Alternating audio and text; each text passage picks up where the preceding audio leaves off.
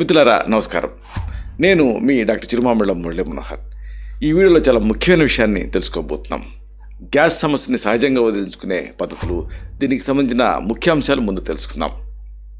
ఒక సాధారణ మనిషి రోజుకి సగటున 14 నుంచి 20 సార్లు గ్యాస్ అంటే ఈ ఫ్లాచులెన్స్ వదులుతాడని శాస్త్రీయ లెక్కలు చెబుతున్నాయి. ఇది వినటానికి ఆశ్చర్యంగా ఉంటుంది. మన శరీరంలో నిరంతరం జరిగే ఒక సహజ ప్రక్రియ ఇది. అయితే గ్యాస్ అతిగా రావటం, విపరీతమైన దుర్వాసన ఉండటం అనేది మన జీర్ణ వ్యవస్థలో ఏదో లోపం ఉందని చెప్పడానికి ఒక బలమైన సంకేతం. భారతీయ జీవన శైలిలో మసాలాలు, పప్పు ధాన్యాల వాడకం చాలా ఎక్కువ కాబట్టి మనలో చాలామంది గ్యాస్ సమస్యతోటి సతమతం అవుతూ ఉంటారు. పట్టణాల్లో నివసించే వాళ్ళ నుంచి ఆ పల్లెటూరులో నివసించే వాళ్ళ వరకు ప్రతి వాళ్ళు కూడా ఏదో ఒక సమయంలో ఈ ఇబ్బందిని ఎదుర్కొంటూనే ఉంటారు. ముఖ్యంగా ఫాస్ట్గా త్వరగా భోజనం చేయటం, సరిగ్గా నీళ్లు తాగకపోవడం లాంటి కారణాల వల్ల ఈ సమస్య ఒక నిరంతర సమస్య కింద తీవ్రతరం అవుతూ ఇబ్బంది పెడుతూ ఉంటుంది. ఆయుర్వేద శాస్త్ర ప్రకారంగా గ్యాస్ సమస్యని అపానవాత వికృతి కింద చెప్తాం.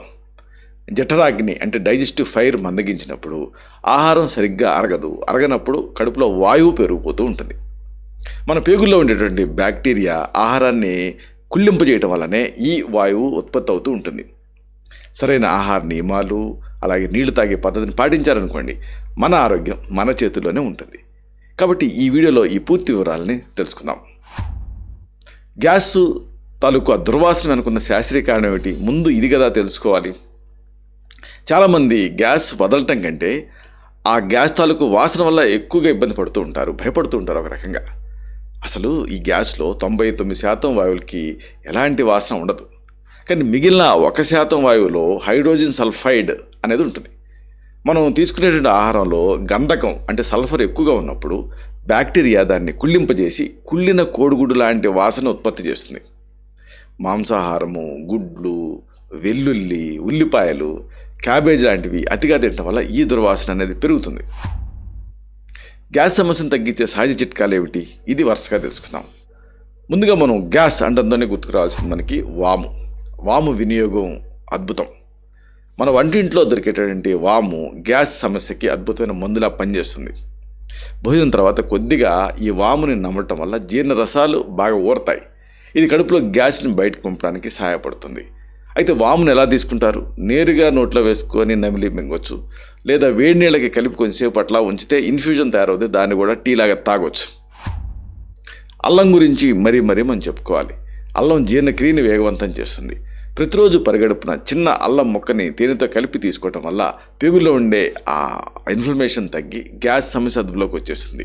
అలాగే భోజనానికి ముందు అల్లంని ఉప్పుతో అద్ది కూడా తీసుకోవచ్చు. భోజనాగ్రే సదా లవణ ఆర్ద్రక భక్షణం ఉంటుంది ఆయుర్వేదం దీన్ని. ఇక నీరు తాగే పద్ధతిలో పొరపాట్ల గురించి మనం స్పెసిఫిక్గా చెప్పుకోవాలి. ఉదాహరణకు ఆహారం మధ్యలో నీళ్లు తాగటం, భోజనం చేసేటప్పుడు మధ్యలో గటగట నీళ్లు తాగే అలవాటు చాలామందికి ఉంటుంది. ఇది జీర్ణక్రియని పూర్తిగా దెబ్బతీస్తుంది. మనం తినే ఆహారాన్ని అరిగించడానికి పొట్టలో కొన్ని ఆమ్లాలు అంటే యాసిడ్స్, కొన్ని ఎంజైమ్స్ ఇవి ఊరుతూ ఉంటాయి. నీళ్లు తాగటం వల్ల ఇవి పలచబారిపోయి ఆహారం అరగటానికి ఎక్కువ టైం పడుతుంది.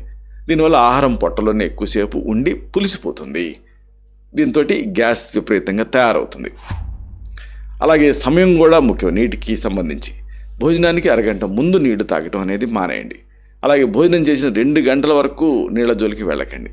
అయితే ఫుడ్ లోపలికి దిగటం కోసం సిప్స్ లాగా నీళ్లు తాగొచ్చు. ఈ గ్యాప్ వల్ల జఠరాగ్ని బలంగా పనిచేసి ఆహారాన్ని త్వరగా అరిగిస్తుంది. ఆహారం త్వరగా అరిగితే గ్యాస్ ఉత్పత్తి అనేది తగ్గుతుంది. ఆహార నియమాలే ఈ గ్యాస్కి అసలైన మందు అని చెప్పొచ్చు ఒక రకంగా. ఉదాహరణకు పీచు పదార్థాల ప్రాముఖ్యత గురించి మీకు చెప్పాలి. మన ఆహారంలో పీచు పదార్థం అంటే ఫైబర్ అనేది ఎక్కువ ఉండటం వల్ల మలబద్ధకం అంటే ఈ కాన్స్టిపేషన్ అనేది వస్తుంది. ఫైబరు తక్కువ ఉంటే మలబద్ధకం వస్తుంది. ఫైబర్ ఎక్కువ ఉంటే మలబద్ధకం రాదు, కానీ అది మళ్ళీ ఇన్సాల్యుబుల్ ఫైబర్ అనుకోండి, మళ్ళీ గ్యాస్ తయారవుతుంది. కాబట్టి మధ్యస్థంగా ఈ ఫైబర్ తీసుకోవాలి. మలం పేగుల్లో నిల్వ ఉండిపోయింది అనుకోండి, అది మరింత గాలిని ఉత్పత్తి చేస్తుంది. కాబట్టి ఫైబర్ కోసం, సాల్యుబుల్ ఫైబర్ కోసం పండ్లు, పచ్చి కూరగాయలు, తృణధాన్యాలు వీటిని ఎక్కువగా తీసుకోండి. ఇవి పేగుల కదలికని మెరుగుపరుస్తాయి. నమలటం గురించి కూడా చెప్పుకోవాలి. ఆహారాన్ని నోట్లోనే బాగా నమిలి లాలాజలంతో కలిపి మింగాలి. నోరు అనేది సగం జీర్ణక్రియని పూర్తి చేసేటటువంటి ఒక అద్భుత యంత్రాంగం. సరిగ్గా మీరు నమలలేదనుకోండి, ఆ పెద్ద పెద్ద ఆహారపు మొక్కలను అరిగించడానికి పేగులు చాలా కష్టపడాల్సి వస్తుంది. ఈ ఒత్తిడి వల్లనే గ్యాస్ అనేది పెరుగుతుంది. సరే, మానేయాల్సిన అలవాట్లు ఏమిటి? సోడాలు, కూల్ డ్రింక్స్ ఇలాంటి వాయువులతో కూడినటువంటి పానీయాలు అంటే కార్బొనేటెడ్ బెవరేజెస్ తాగటం వెంటనే మానేయండి. ఇవి నేరుగా కడుపు లోపల గాలిని పంపించేస్తాయి. మింగుతూ ఉంటాం కాబట్టి ఏరోఫేజీ అంటారు. అలాగే చూయింగ్ గమ్ నవ్వటం వల్ల కూడా మనం గాలిని ఎక్కువగా మింగుతాం. సిగరెట్ తాగే అలవాటు ఉన్న వాళ్ళకి గ్యాస్ సమస్య ఎక్కువ ఉంటుంది. ఎందుకంటే ఆ పొగతోటి పాటు గాలిని కూడా లోపలికి తీసుకుంటారు కాబట్టి ఈ అలవాట్లను వదిలేయండి. గ్యాస్ మిమ్మల్ని ఇబ్బంది పెడుతున్నప్పుడు కొన్ని సురక్షితమైన ఆయుర్వేద ఔషధాలు ఉంటాయి. వీటి ద్వారా పరిష్కారాన్ని పొందొచ్చు. వీటిని మీ తత్వాన్ని బట్టి వైద్య సలహాతో వాడుకోవచ్చు. హింగ్వాష్టక చూర్ణం గురించి ఈ సందర్భంగా మరీ చెప్పుకోవాలి. ఈ చూర్ణం గ్యాస్ సమస్యకి చాలా ప్రాచుర్యం పొందినటువంటి ఆయుర్వేద ఔషధం. ఇందులో ఇంగువ, శొంఠి, మిరియాలు, వాము ఇలాగ 8 రకాల దినుసులుంటాయి. దీన్ని 1/2 టీ స్పూన్ మోతాదుగా భోజనం మొదటి ముద్దలో కొద్దిగా నెయ్యితోటి కలిపి తీసుకోమని సజెస్ట్ చేస్తూ ఉంటాం. ఇది కడుపులో ఉండేటువంటి గ్యాస్ని తొలగిస్తూ ఆకలిని పెంచుతుంది. పేగులలో వాయువు కదలికని క్రమబద్ధం చేస్తుంది. వెల్లుల్లితో తయారయ్యే లసునాది వాటి గురించి కూడా మరీ చెప్పుకోవాలి. వెల్లుల్లి ప్రధానంగా తయారయ్యేటువంటి ఈ మాత్రలు జీర్ణశక్తిని పెంచడంలో అమోఘంగా పనిచేస్తాయి. భోజనం చేసిన తర్వాత 1 లేదా 2 మాత్రలను గోరువెచ్చని నీళ్లతోటి తీసుకోవాలి. ఇది ఆహారం కుళ్ళిపోకుండా చూస్తుంది. అలాగే గ్యాస్ వల్ల వచ్చే కడుపు నొప్పిని తగ్గిస్తుంది. ముఖ్యంగా మాంసాహారం తిన్నప్పుడు వచ్చే అజీర్తిని ఇది అరికడుతుంది. అవిపత్తికర చూర్ణం గురించి కూడా మనం చెప్పుకోవాలి. పిత్తం అలాగే వాతం కలవటం వల్ల వచ్చేటువంటి గ్యాస్ సమస్యకి ఇది ఉత్తమ పరిష్కారం. రాత్రి పడుకునే ముందు 1 టీ స్పూన్ పొడిని గోరువెచ్చని నీళ్లు లేదా పాలతోటి తీసుకోమని సజెస్ట్ చేస్తూ ఉంటాం. ఇది మరుసటి రోజు ఉదయం విరేచనం సాఫీగా అయ్యేలాగా చేస్తుంది. శరీరంలో ఉండే అదనపు వేడిని తగ్గించి గ్యాస్ ఉత్పత్తిని అదుపులో ఉంచుతుంది. అలాగే చిత్రకాది వాటి గురించి కూడా స్పెసిఫిక్గా చెప్పాలి. జీర్ణక్రియ పూర్తిగా మందగించి ఆకలి లేకపోవటం, అలాగే గ్యాస్ తయారవుతూ ఉండటం, ఇలాంటి సందర్భాల్లో ఈ ఔషధాన్ని ప్రిస్క్రైబ్ చేస్తాం.